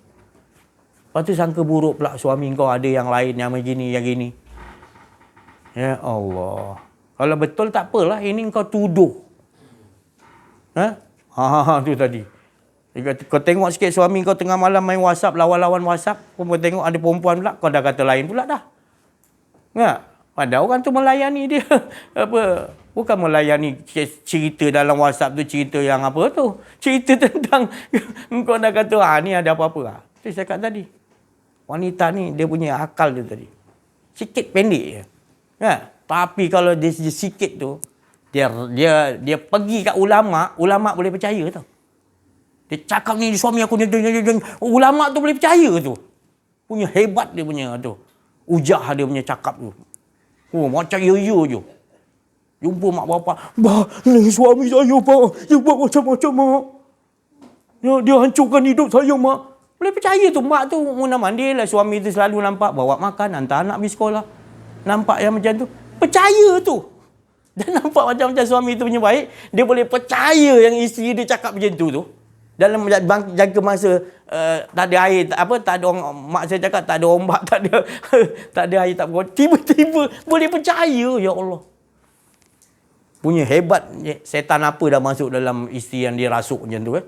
Yang salahkan setan lah. Awak nak sungguh tu tadi. Kan? Sedarlah. Pasal apa? Itu pasal Rasulullah ingatkan banyak kebanyakan dalam neraka azab tu adalah wanita yang dah kahwin, yang tak bersyukur dengan suami. Nabi kata, tak bersyukur dengan suami itu tadi. Lagi pantang kalau suami itu nak kahwin dua. Lagi dia kata, curang dia kata. Padahal kita boleh kahwin 2, 3, 4. Curang dia kata.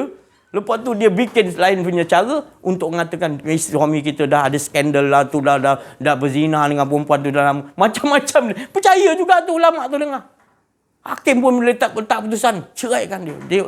Padahal tak betul juga. Ini saya cakap tadi. Rasulullah bagi tahu, awaslah para wanita, para isteri kalau nak masuk syurga senang. Taati suami, jangan sangka buruk. Hidupkan kasih sayang tu tadi. Kalau ada kebencian, makin teruk hidup kau. Kau akan risau suami kau mana pergi. Ya Allah, nak risau buat apa? Engkau kan ada Allah kan? Sudahlah kau nak risau ke sana, itu suami kau milik kau seorang ke? Kan? Itu jadi kita kena faham lah. Ini saya nak bagi faham ni bukan nak jelaskan lagi. Supaya jangan sampai kata saya tak jelaskan. Saya jelas, saya mengalami sendiri. Mengalami sendiri, Allah bagi. Tadi. Jadi inilah cara kita nak kenal diri, kenal Allah, biar nyata, biar jelas. Jadi tak ada lagi was-was dah, nak sangka buruk ke, tak ada. Ilmu kita, ilmu hakul yakin lah. Yakin kita kepada Allah. Ya titik 2, bukan ya titik 1 tau. Ya huruf ya tu titik 2, bukan titik 1 tau. Titik 2 ya kita. Maksudnya yakin, hakul yakin. Ya kita betul jalan kita menuju kepada Allah. Kalau kau ada rasa sangka buruk lagi, engkau yang rosak nanti. Tu tadi. Kita tak ada sangka buruk. Kita nak hidup kita bertambah lama dalam kehidupan kita. Kalau kita ada berkawan, kita ada 10 kasih sayang, besok kita nak buat 11. Besok 12. Bukan kebencian. Kalau kebencian kita tolak tepat. Walaupun siapa kita hebat, kebencian tolak. Walau kita nampak orang tu pelacur, walau kita nampak orang tu dia ahli berzina, ahli ngisap dadah, ahli maksiat apa pun, tak solat, kita tetap juga kasih sayang. Bukan menghalang kita baik, dia buruk. Tak ada. Itu bukan ilmu Rasulullah sallallahu alaihi wasallam. Itu bukan. Ilmu Rasulullah lagi semua rahmatan lil sekalian alam, bukan pilih-pilih. Pilih kau Islam ke tak Islam, tak ada. Semuanya Rasulullah beri rahmatan lil. Jadi kita kena, kalau betul mewarisi ilmu Rasulullah, engkau ulama, engkau pasti akan berbuat kasih sayang. Kau tak sanggup lihat Perdana Menteri kau agung, kau Raja Agung kau, ia melakukan kesyirikan kepada Allah. Kau tak boleh duduk diam kau. Kau tak sanggup dia diazab oleh Allah. Kau tak sanggup, kau nampak dah. Seperti Nabi Hidir, dia nampak apa akan datang ke depan Allah bagi. Kau akan nampak, kesian aku, tak sanggup aku nak lihat agung aku, menteri aku ni masuk dalam neraka. Jadi kau pergi berkasih, atau malam-malam kau berdoa 2 rakaat, ya Allah, Perdana Menteri aku, ya Allah agung aku, ya Allah, umat aku sekarang ni, ya Allah, aku tak mampu, ya Allah, tapi aku kesian, ya Allah. Tak? Sekurang-kurangnya ada. Seperti ibaratnya tadi semut burung ni metok air nak padamkan api yang nak bakar Namrud, nak bakar Nabi Ibrahim. Burung petok ke air tu laut nak padamkan api, mana boleh? Jadi makhluk-makhluk Allah tu yang tak faham ketawa kan. Tak? Tapi hati dia ikhlas nak memadamkan. Itu yang Allah padam tak api tu. Tak? Jadi kita jangan kasi aku rakyat biasa tu, ulama besar boleh tak. Kita ni sebenarnya. Kita ni yang betul-betul ikhlas tu. Tadi sikit kita memang tak mampu, tapi kita serahkan pada Allah. Itu yang Allah akan bukakan hijab agung kita, raja kita, untuk bawa mengesakan Allah, mengagungkan Allah dalam kita punya negara ni. Sebab pelajaran kita Islam dah boleh bawa ilmu mengenal diri kita. Sebab apa ni, kalau tak ada ilmu mengenal diri Allah, maka habislah kita. Kita melakukan sesuatu ibadah, ilmu kita rasa kita macam iblis. Dia banyak ibadah, dia banyak ilmu. Memang betul, tapi mengaku tu. Sedangkan kita la ilma, tak ada ilmu. Yang ada ilmu Allah yang bagi. Kita lupa ke? Itu masalah. Kita kena duduk dalam pengajian ni supaya selalu ingat bahawa Allah aja dalam hidup kita, bukan akuan diri. Itu paling mustahak. Itu nombor 1 kan, 24 jam Allah dahulu. Jangan yang lain. Allah, Rasul berjuang di jalan Allah. Kalau tak ada tu, Allah Ta'ala kata, jaga azab aku. Tengok anak kita, tengok isteri kita. Ada ke situ tak? Tak ada, selamatkan. Menangislah kita mohon pada Allah Subhanahu Wa Ta'ala. Selamatkan keluarga kita, anak-anak kita. Mereka tak faham, kita kena bagi faham. InsyaAllah. Saya rasa cukup sini dulu. Kita minta pencerahan yang lain kepada Ustaz Ahmad Masri, Syekh Latif, dan juga kita punya yang hadir ni, insyaAllah. Inna fatahna laka fathan mubina. Inna fatahna laka fathan mubina. Inna fatahna laka fathan mubina. A'udzu billahi as-sami'il 'alim minasyaitonir rajim. Bismillahirrahmanirrahim. Laqad ja'akum rasulun min anfusikum azizun 'alaihi ma 'anittum harisun 'alaikum bil mu'minina raufur rahim. Fa in tawallaw faqul hasbiyallahu la ilaha illa huwa 'alaihi tawakkaltu wa huwa rabbul 'arsyil 'azim. Ya Hayyu Ya Qayyum birahmatika astaghis. Ya Hayyu Ya Qayyum birahmatika astaghis. تبنا إلى الله ورجعنا إلى الله وندمنا على ما رفعنا. يا كريم يا فتاح يا عليم يا ذا الجلال والإكرام. يا حي يا قيوم برحمتك أستغيث. اللهم أصلح لنا شأننا كله ولا تكلنا إلى أنفسنا طرفة عين ولا أقل من ذلك ولا إلى أحد من خلقك يا نعم المجيب يا نعم الوكيل يا نعم النصير. Rasulullah sallallahu alaihi wasallam telah bersabda, datangnya Islam itu ghoriban dan akan kembali menjadi gharib. Dan beruntunglah orang-orang yang ghuraba itu. Ghuraba itu bermaksud luas. Nak kata asing, dia bukanlah, tak semestinya asing. Nak kata dia dagang, bukanlah dagang. Nak kata apa tak tahu. Cumanya yang kita pastinya orang-orang yang dagang ataupun ghuraba itu tentulah orang-orang yang mulia. Dan orang yang mulia ini Allah SWT tunjukkan di dunia ini lagi apabila jasadnya dikorek semula atas beberapa maslahah seperti di Saudi. Orang ulil amri ingin pakai tempat tu, nak pakai balik lot tu untuk tanam orang lain pula, untuk simpan orang lain pula atas dasar maslahah itu. Tiba-tiba bila dikorek balik, jasadnya tidak reput. Itulah dia ghuraba. Tidak ada siapa pun yang menyangkal, saya rasa, penyataan ini, kerana orang tercari-cari siapakah dia ghuraba. Dan kelompok masing-masing sering menyatakan bahawa dialah yang merupakan ghuraba itu. Namun bila kita korek balik kubur orang yang telah meninggal ini daripada kalangan ulama-ulama yang tergolong di kalangan ghuraba, semua mata dapat melihat sendiri bahawa jasadnya tidak reput, manakala orang lain jasadnya reput. Inilah orang yang kita perlu mengambil panduan, mengambil contoh. Dan perkara ini bukan jadi satu lagi rahsia, di mana nama-nama besar seperti Syekh Daud Fatani bila dikorek balik kuburnya tidak reput. Syekh Wan Ahmad Fatani bila dikorek kuburnya di Mekah didapati tidak reput. Syekh Al-Jazuri yang mengarang kitab Dalailul Khairat bila dikorek balik kuburnya tidak reput.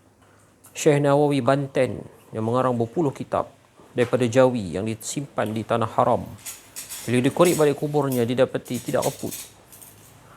Banyak ulama-ulama yang mengambil jalan ini, jalan kenal diri, kenal Allah, ataupun dalam bahasa Arabnya disebut sebagai nafi isbat. Nafi dan isbat. Dalam kitab-kitab Arab, istilah yang digunakan pakai oleh para ulama, nafi isbat. Bila sebut nafi isbat, ulama-ulama tahqiq faham perkataan tu. Ulama-ulama yang mengambil jalan ini daripada kalangan para ulama yang masyhur dan mengarang berpuluh-puluh kitab yang masih ada sampai sekarang ini. Mereka itu dagingnya beracun, dan juga jasadnya bila dah meninggal, daging yang beracun itu tidak reput. Apa maksud daging beracun? Kerana mengata kepada ulama itu yang benarlah, ulama yang benar. Mengata bukan silap, bukan mengata kepada ulama, mengata kepada saudara. Mengata kepada saudaranya sendiri adalah ibarat memakan daging saudaranya itu. Allahumma salli ala Muhammad. Saya tak ingat, tak silap saya, sama ada Sayyidatina Aisyah ataupun sahabat yang lain, bila dikata hadis tentang mengata kepada saudaranya itu ibarat makan daging saudaranya itu, Rasulullah suruh ludah, tiba-tiba keluar daging. Kerana dia telah mengata kepada seseorang. Kemudian Rasulullah bersabda, mengatakan orang saudaranya itu bagaikan makan saudaranya yang kita tengah mengata tu. Lepas tu bila dia patuh arahan Nabi, Nabi suruh ludah, dia pun ludah, keluar daging. Allahumma salli ala Muhammad. Dan daging ulama itu beracun. Oleh kerana itu, Allahumma salli ala Muhammad. Fahamlah kita apa maksud daging ulama itu beracun. Kerana bila kita mengata kepada saudara kita yang bukan ulama, ibarat makan daging dia pun kita jijik dah, tak lalu dah. Ini kan pula bila kita mengata kepada ulama-ulama yang mengambil jalan ini, yang mengambil jalan tauhid tasawuf, mengambil jalan kenal diri, kenal Allah, mengambil jalan nafi isbat. Bahkan artis pun tahu. Kalau buka banyak lagu yang ada tulis perkataan nafi dan isbat ini. Saya tak silap saya nama kumpulan tu apa, Dhamma Sutra ke apa, yang telah menulis lagu nafi dan isbat dijadikan apa, sandingan ke apa. Allahumma salli ala Muhammad. Jadi kita ini, bila kita menyadari hakikat ini, kita perlulah, bila sudah diberitahu akan hal ini, kita hendaklah menjadi sekurang-kurangnya fan club kepada ulama-ulama yang bila dikorek balik, tidak apa tu. Allah dah tunjuk jelas. Syekh Wan Ahmad contohnya, dia ada 12 tarikat. Dia berbai'ah kepada 12 tarikat. Allahu Akbar. Maknanya nak menunjukkan kepada orang mutaakhir bahawa sesungguhnya jalan tauhid tasawuf ini sangatlah penting, sampai dia sendiri Tok Guru Besar pun ambil 12 sanad tasawuf. Walaupun sebenarnya satu dah cukup dah. Tapi tak apalah. Sekurang-kurangnya kita menjadi peminat, menjadi fan club kepada perjuangan ini, kepada dakwah ini. Kerana Allah Ta'ala dah tunjuk depan mata kita. Apabila ulil amri ataupun waliul ahd Saudi korek balik orang yang mereka kata, macam Syekh Muhammad Alawi kan, bila dia meninggal, ya, ada di kalangan pentaksub aliran mereka ni berkata telah matinya seorang kufur, setelah matinya seorang yang kufur. Allah, sekali selepas 2 tahun korek balik, tengok Allah tunjuk jasadnya tak aput. Daripada ini pun telah menginsafkan puluhan ribu mata yang melihat, dan akhirnya mereka sekurang-kurangnya berbaik sangka kepada ulama yang mengambil jalan ini. Mudah-mudahan Allah Subhanahu Wa Taala memberikan hidayah kepada saya, keluarga saya, isteri saya, seluruh keluarga saya, teman rakan, seluruh umat negeri ini, negara ini dan seluruh dunia, agar mengambil iktibar dan bersatu. Kerana sudah time dia untuk bersatu. Kerana apa yang terjadi di Gaza itu boleh menjangkit kepada kita. Dan ada ulama yang telah bermimpi bahawa peperangan itu telah akan menjadi punca kepada World War III. Wallahu a'lam, mimpi itu memang bukan dalil, tetapi mimpi juga boleh menjadi panduan. Mimpi bukan menjadi dalil atau hujah, ya betul, tetapi mimpi sudah berapa banyak dapat menjadikan panduan. 2 orang Yahudi nak curi jasad Nabi pun macam mana Syekh Nuruddin Zinki, Pak Sultan Nuruddin Zinki tahu melalui mimpi. Ada satu orang makcik duduk di Shah Alam, mimpi Shah Alam banjir seperti pulau. Orang kata dia sesat. Akhirnya Shah Alam betul-betul jadi banjir, jadi pulau. Suami dia sendiri pun tak percaya kat dia. Akhirnya suami dia sendiri terperangkap di dalam banjir, berdiri atas bumbung kereta diri sendiri. Berdiri atas bumbung selama 18 jam. Suami sendiri pun tak percaya dengan mimpi. Tapi tak apalah, memanglah mimpi itu bukan dalil, tapi dapat dijadikan panduan. Allahumma salli ala Muhammad. Itu sajalah yang saya rasa nak bercakap pada petang ini. Mudah-mudahan saya dapat amalkan apa yang saya perkatakan. Begitu juga orang-orang yang ingin mengambil istifadah daripada talk kita, insya-Allah. Wassallallahu ala sayyidina Muhammad wa ala alihi wa sahbihi wa baraka wa sallam. Alhamdulillah.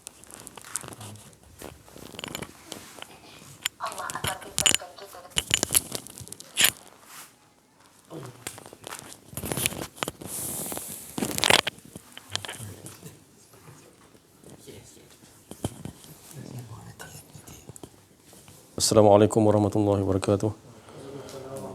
Alhamdulillahi rabbil alamin, wassalatu wassalamu ala asyrafil anbiya wal mursalin wa ala alihi washabihi ajmain. Subhanaka la ilma lana illa ma 'allamtana innaka antal alimul hakim. La haula wala quwwata illa billahil aliyil azim. Bersyukur kita kepada Allah Subhanahu wa taala, limpahan kurniaan Allah Subhanahu wa taala, kasih sayangnya dapat kita bersama-sama pada petang yang mulia ini. Kita berjumpa di dalam majlis talk kenal diri kenal Allah, bersiaran di Berseri Perlis. Alhamdulillah, dah lama tak bersiaran disebabkan dengan tugasan-tugasan yang Allah Ta'ala letakkan. Jadi kita kembali balik bersiaran di sini di Perlis ni, lama tak bersiaran ni. Alhamdulillah, disebabkan Allah Subhanahu Wa Ta'ala menjemput kita. Bukan kita ni ada ilmu, bukan kita ni ada amalan, tak ada. Tapi Allah Ta'ala menjemput di atas rahmat dan kasih sayang Allah Subhanahu Wa Ta'ala. Itu dia sebabnya kita ada kat sini. Kita pun tak mampu apa-apa ni. Tapi Alhamdulillah, disebabkan perkataan yang tak mampu tadilah yang Allah Ta'ala jemput kita yang sebenarnya. Sebab Allah Ta'ala tidak melihat dari dalam manusia yang inginkan keakuan, yang merasakan keakuan tadi, yang Ustaz kita tadi. Dan saya pernah dengar daripada Syekh Zaini tu, Syekh Zaini yang ajar tasawuf tauhid ni, sekiranya kau datang kepada aku, Allah Ta'ala beritahu dalam hadis kursi, membawa amalan, kau akan dihisap satu-satu. Sekiranya kau datang kepada aku membawa ilmu, kau akan dipertanggungjawabkan.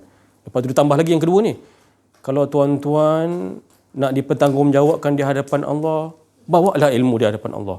Berani tuan-tuan, ya. Tu Syekh Zaini beritahu tu. Kita ambil faham di situ.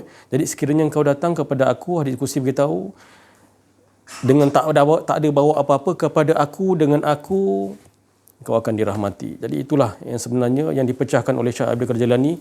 Kita ni tetap dengan hala tuju kita. Yang penting dalam hidup kita ni bukan kita nak harta, bukan kita kena apa semua, tak ada, wanita ke, kekayaan ke, tak ada tak. Kita nak yang pernah hala tuju ni, kita hidup kita ni, kita sungguh-sungguh, kita nakkan yang menyatakan bahawa dapat menembus satukan Allah, iaitu apa? Mengesahkan Allah Subhanahu Wa Taala. Itu yang sebenarnya. Hidup kita ni hidup dapat kita belajar ilmu kenal mengenal Allah ni, dibimbing oleh warisatul anbiya, pembimbing rohani, dapatlah kita mengesahkan Allah Subhanahu Wa Taala. Jadi itulah saya melihat tadi penceritaan tadi, bahawasanya Nabi Nuh sendiri pun, kita belajar ni, Nabi Nuh sendiri pun buat bahtera di atas bukit. Apa benda, suami aku ni gila, nak apa dah, kan, nak kembali ke rahmatullah ni.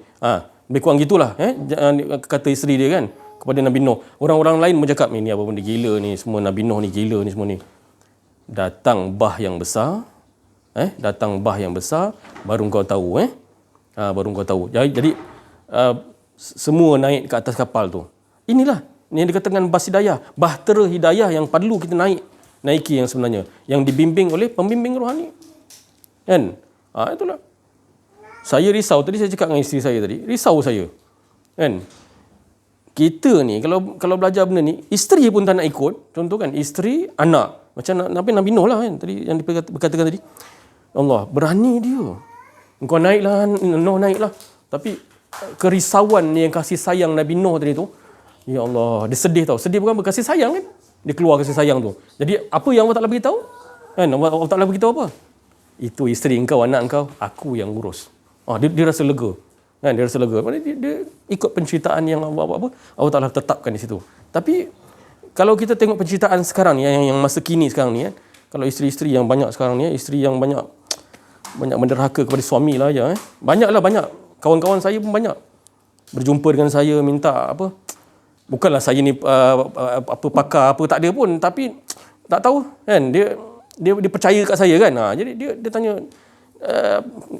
saya cakap engkau baik engkau pergi ke pejabat agama tak? Dia kata tak kan, aku lebih rapat dengan kau, dia kata aku lebih rapat dengan kau, aku nak engkau yang nasihat aku. Jadi saya nasihat di situ, saya cakap kasih sayang ni terletak kepada itulah. Jangan ada Ustaz cakap sangkaan buruk, cemburu, macam-macam lah cemburu. Tapi dia macam ni kan, kita nak belajar nak belajar ilmu kenal diri kenal Allah ni.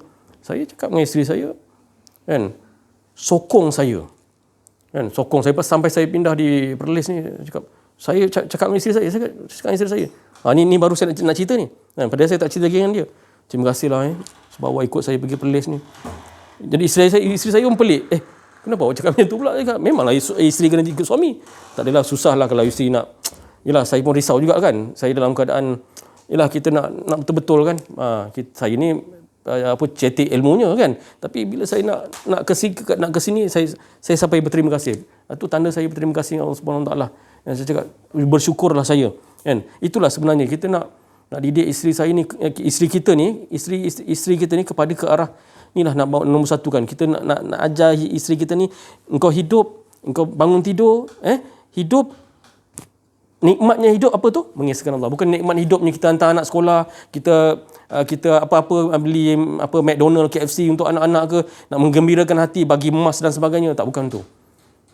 Kalau ada bagilah, tak salah pun. Maksudnya kita nak ajak ni mentauhidkan Allah Subhanahu Wa Taala, menombor satukan Allah Subhanahu Wa Taala. Bukan mudah. Bukan mudah, tapi benda ni telah ditutupi lama dah.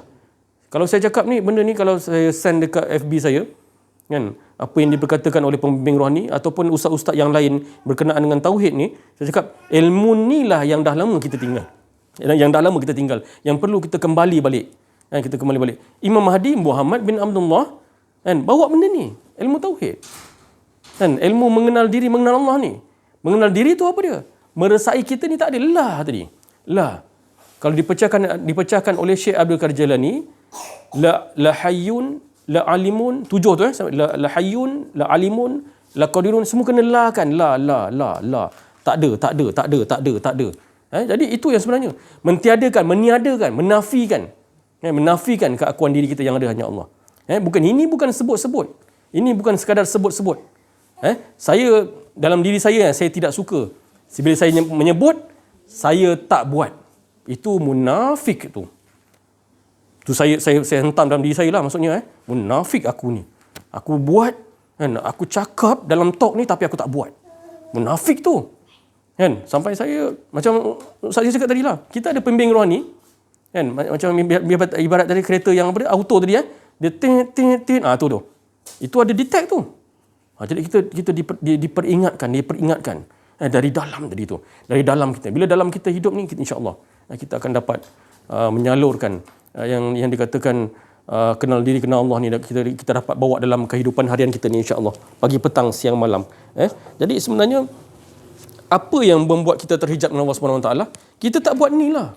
Kita sebutlah hayyun, la alimun dalam kitab kan. Saya sentuh dengan kawan-kawan saya kan. Bila saya cakap pasal kitab, jangan kau sandarkan pada kitab. Dia cakap apa? Kitab tak salah, dia kata. Saya tak cakap kitab salah. Mana ada saya cakap kitab salah? Kan? Tapi jangan disandarkan kepada kitab dahulu. Allah tu dulu, fatwa daripada Allah Subhanahu Wa Taala itu.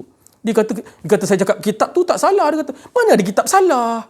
Tak salah kitab tu. Kita cakap sandaran bukan pada kitab dahulu, tapi pada tu yang Maha Al-Hakim tadi tu. Yang sebenarnya itu yang sebenarnya kita nak betulkan di situ. Kan? Jadi ketegasan kita dalam yang dikatakan asyiddah wal kufar, inilah yang sebenarnya. Kan?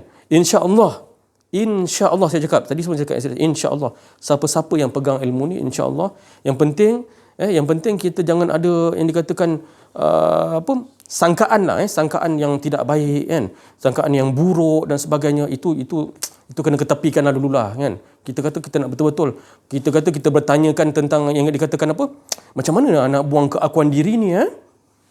Inilah yang dikatakan, inilah lagi saya cakap tadi.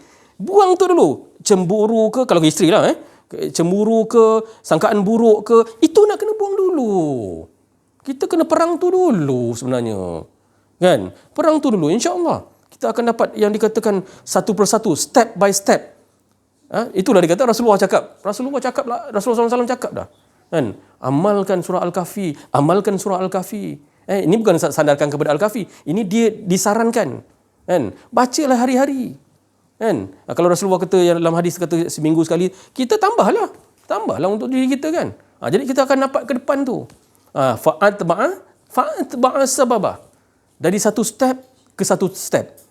Dari satu step ke satu step. Dia akan ajar kita. Jangan risau, dia akan ajar kita nanti. Kita belajar ilmu ni.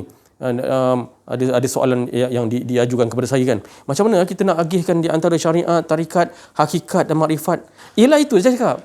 Kalau puan belajar ilmu, bersandarkan kepada ilmu, puan nak tengok yang mana syariat, itu tak salah, tak salah. Tapi kita masih lagi bersandar, itu yang dikatakan, Ustaz sih pernah cerita dulu, yang dikatakan yang di atas kepala kita ni maqam Baitul Makmur. Itu. Kita tak sadar di sini ni, otak kita tak sadar. Saya pun dah banyak dengar dah. Saya talk ni kerana dirikan Allah, saya banyak dah dengar. Kan? Bukan saya tak amaliahkan. Alhamdulillah dengan izin Allah amaliahkan. Tapi saya diajar untuk dikosongkan. Itulah fatabi'uni yang Rasulullah ajar ni dengan para sahabat juga.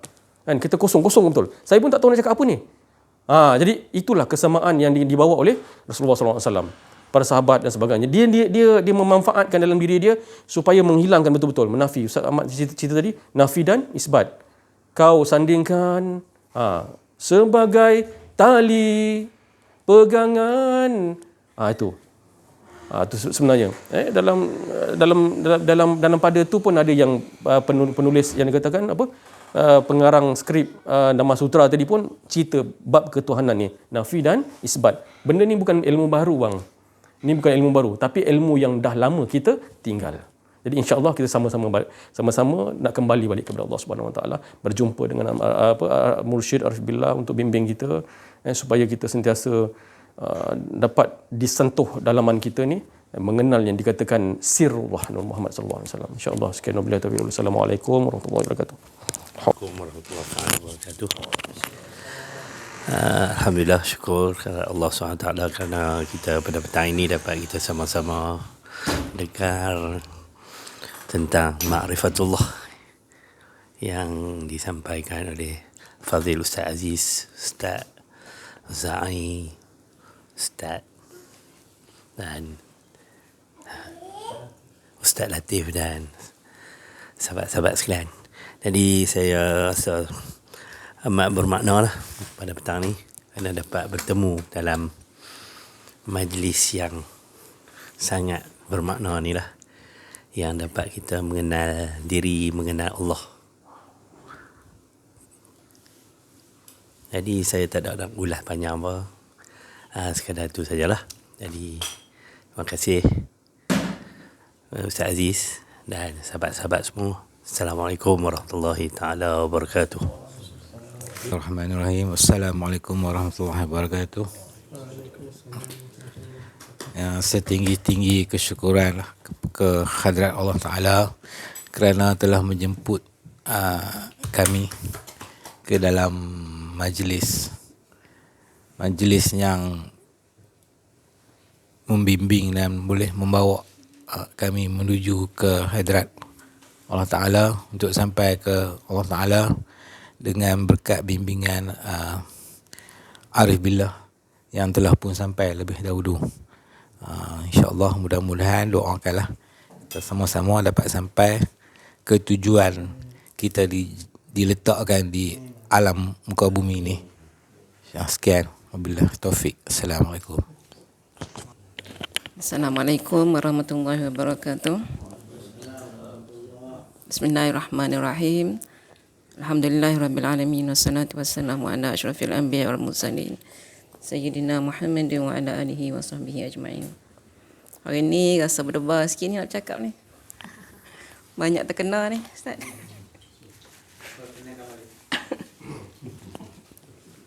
Terima kasih Ustaz atas teguran-teguran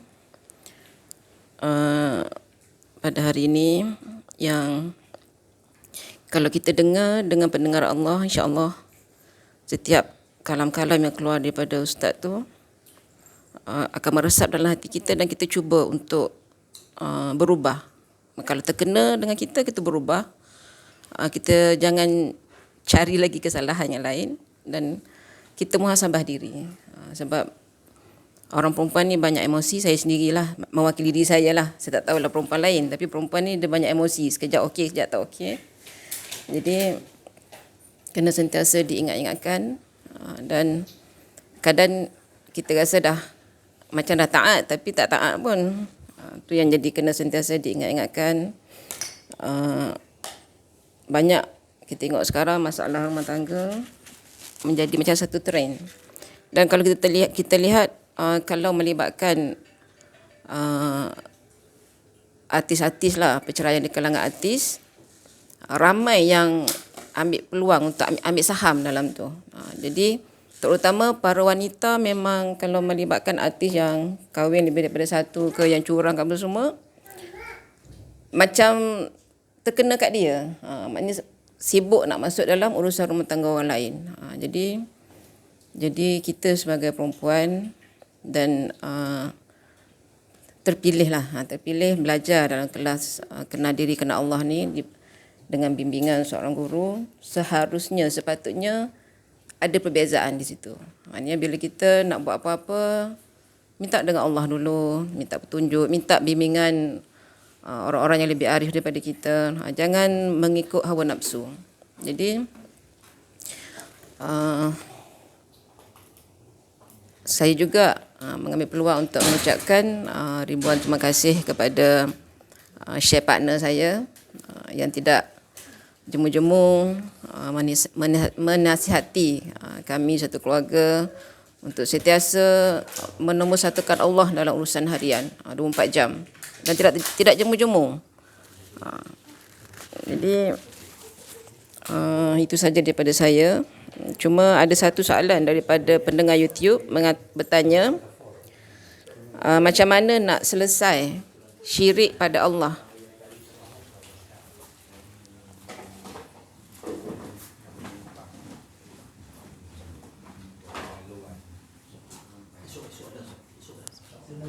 YouTube dia tanya macam mana nak selesai syirik pada Allah, sebab syirik Allah tak ampun, dosa lain Allah ampun. Tolong ustaz jelaskan.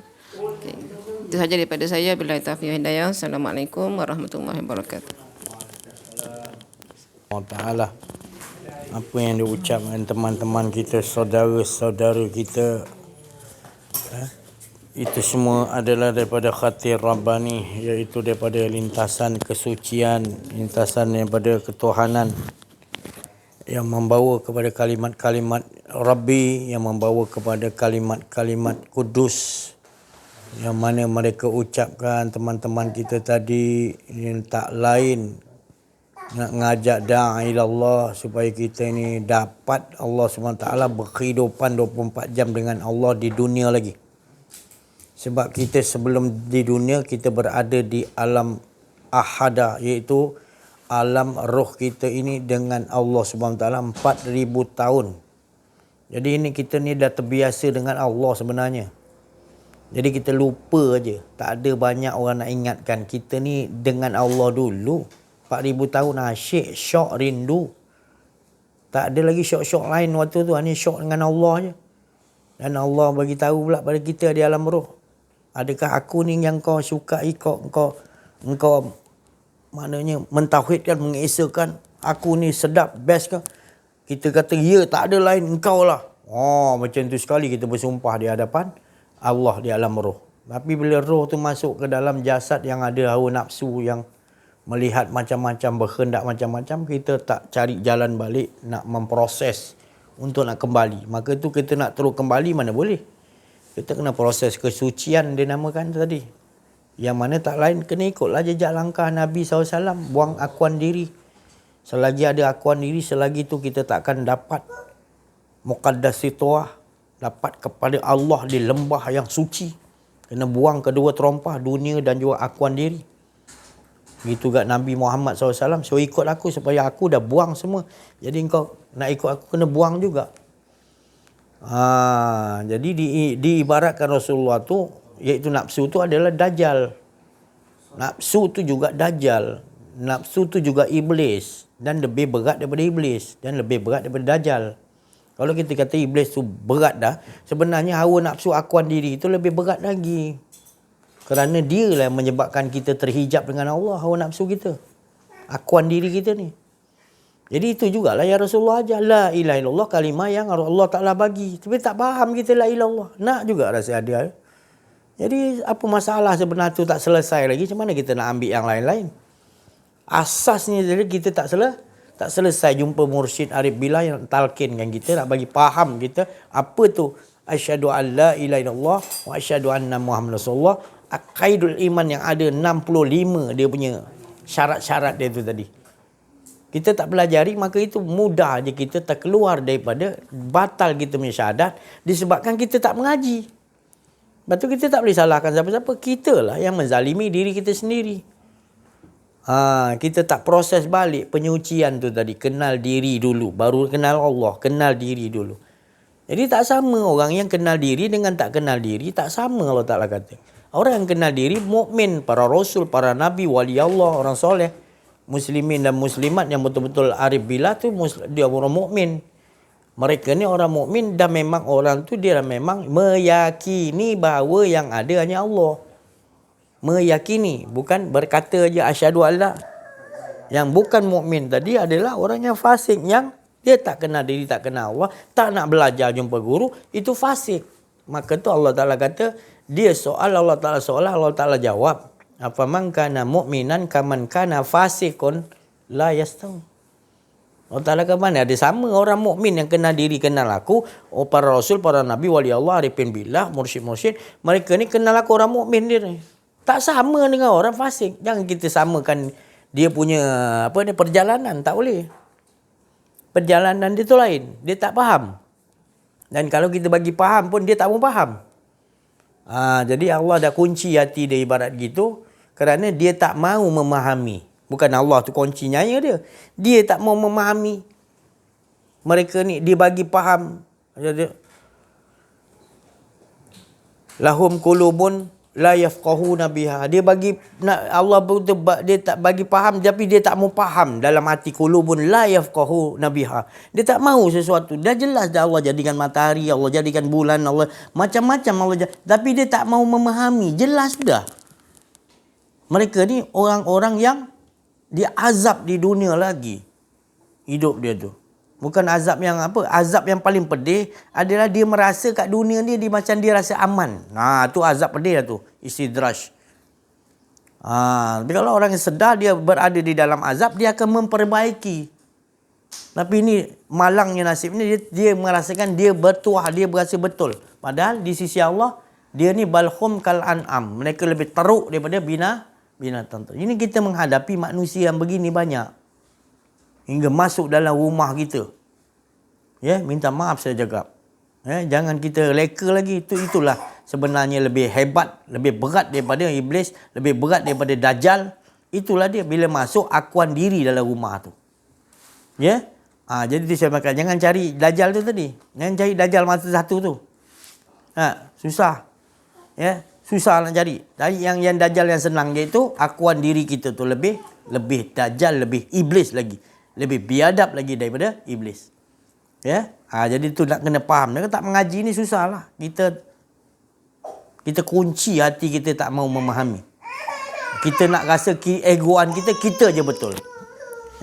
Hingga kita nasihat tu betul-betul daripada Allah, daripada tu. Dia kata kita ni hentam kaum wanita, hentam isteri, suami aja baik. Dia cakap gitu. Padahal kita bercakap ni atas dasar tak ada siapa baik, tak apa. Allah suruh memperingatkan kita, membetulkan kita. Allah nak betul. Bukan saya bercakap ni maknanya dia isteri tak baik, dia ni perempuan ni tak baik, ni baik. Tak ada. Kita bercerita atas dasar apa yang Allah Ta'ala suruh. Bukan hawa nafsu. Nak menangkan hawa nafsu kita. Tak ada. InsyaAllah saya rasa cukuplah sampai sini dulu. Terima kasih atas perhatian. Mohon maaf kekurangan dalam menyampaikan ada akuan diri. Wa'afu minkum. Wabillahi taufiq wal hidayah. Assalamualaikum warahmatullahi wabarakatuh. Takbir. Sallu ala Nabi. Allah.